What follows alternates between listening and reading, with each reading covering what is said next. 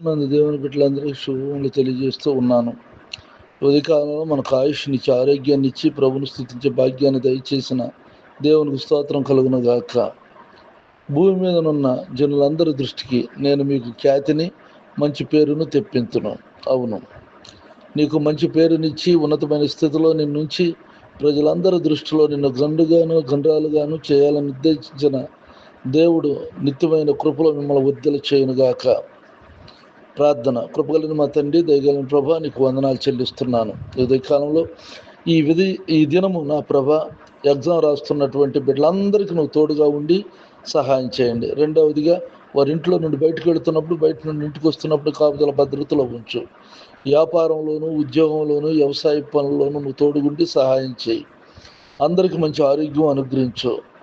గర్భిణీ స్త్రీలకు సుఖప్రసవం దయచేయండి. సంతానం లేని వారికి సంతానం దయచేయండి.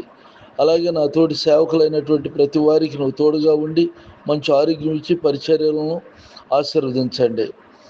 అంతేకాక నేను హాస్పిటల్లో అనారోగ్యంతో బాధపడుతున్నటువంటి వారికి నువ్వు తోడుగుండి సహాయం చేయి.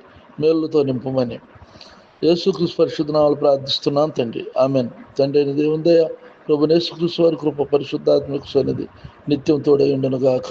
Amen, amen.